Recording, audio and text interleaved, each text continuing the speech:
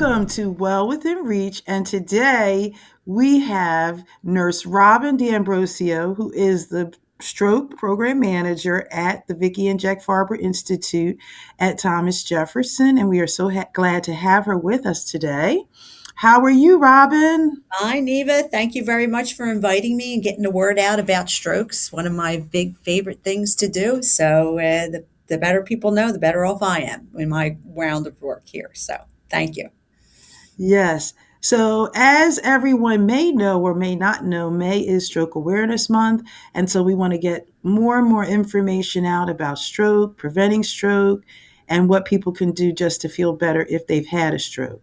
So, Robin, let's just start out with we talked about some of the risk factors that are related to having a stroke. And we know that some risk factors we can avoid, but there are some that we can avoid. Could you just break that down for us a little bit? And they call them modifiable and non modifiable risk factors. So, the non modifiable ones are your age. So, after 55, the likelihood of you becoming a stroke becomes greater. Not that you can't have it when you're younger. You can't control your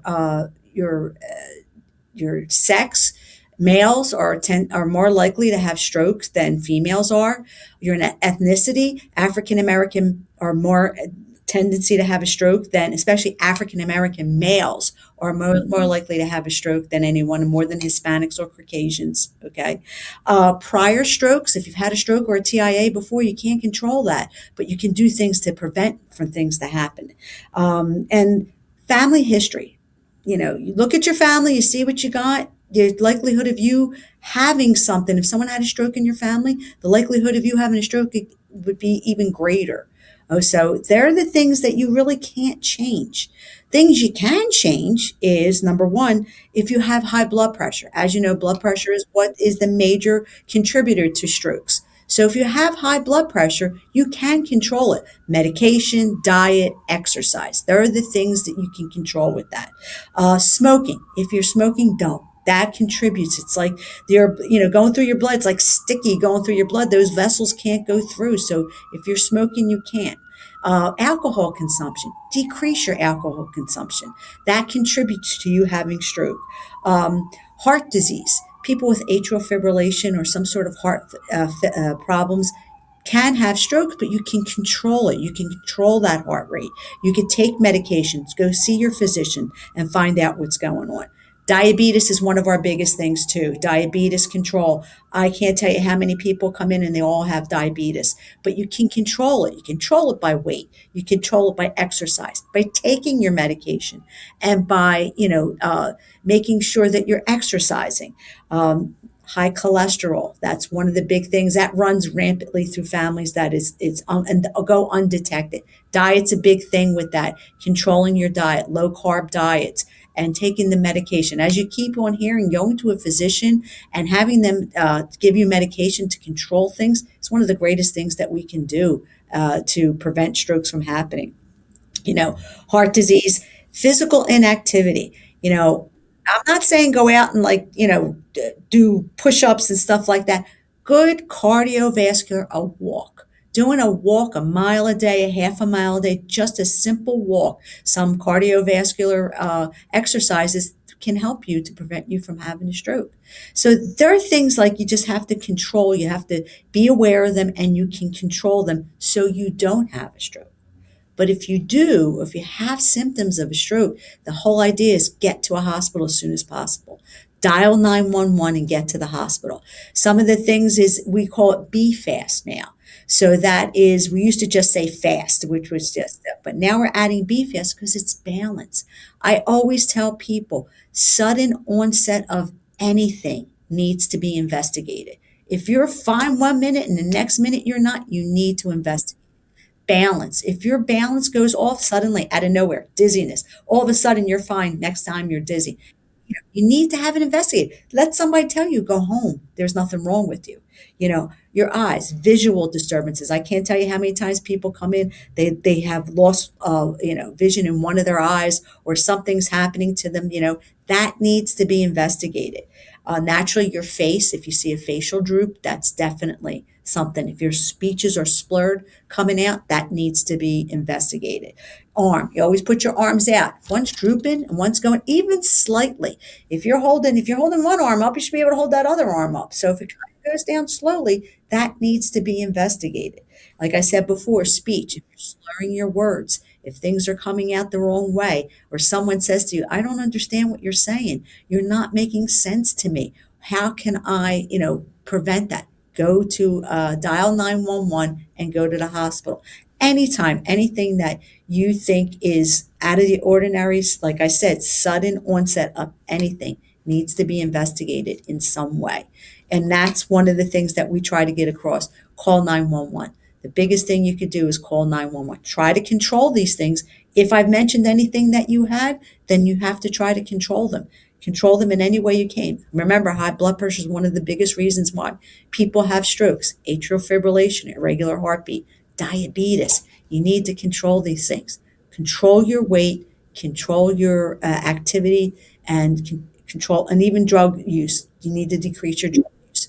You need to stop. Actually, you just stop smoking, and that'll prevent you from having further symptoms. But if you have any of the symptoms that I just gave you, you need to go to dial 911 and have it investigated. That's one of our biggest things. Wow, you said a lot. I I'm do in a just, short period. I hope folks were taking notes because you said a lot. One thing I wanted to say, I saw this paper the other day, and it was saying teaching children how to dial 911. Perfect. Exactly. Yeah. So, what are your thoughts about grandparents teaching their grandkids to call 911? I mean, what do you think the essential message they should tell children if they think they could be potentially having a stroke, or if the child notices something different about grandma or grandpa? Right. As unfortunately as we go older, we are taking care of our grandchildren. Years ago, it wasn't there, but we are taking care of our grandchildren, and we actually go into the schools and try to teach this to children. Is that if grandmama or grandpapa are saying something that you don't understand, but you understood them a minute ago, you need to call 911. If grandmama or grandpapa start like leaning to one side, you need to call 911. Nobody will ever say, don't do it. You just have to go in there. You have to call it. If for any reason they're getting dizzy and you see them staggering or anything like that, dial 911. Children can actually prevent or help you to get the emergency contact there quicker than anybody else. They're with older people, they're with their grandparents. Not that we're old, because a lot of us are young grandparents, but you're with them constantly, and they do know anything abnormal that, once again, sudden, you can't reteach that to the children, but anything that is abnormal that wasn't happening 1 minute before and is happening now, and you think that you need to have someone come see them, by all means, dial 911 and have someone at least evaluate them. And that's always what we tell them. The firemen, the rescue guys, they come in, they'll evaluate them. There's no harm, no shame with that. And they will either take them to the hospital or, say that they're okay. But you need the help, and you need to call them in. Tell an adult, tell someone. If you don't have a 911 or you're not unsure, call an adult, call your mom, call the lady next door, call the woman that you have, call someone to say, hey, come and look at grandma and pop. Something's wrong, so we try to Excellent. teach that. Yeah.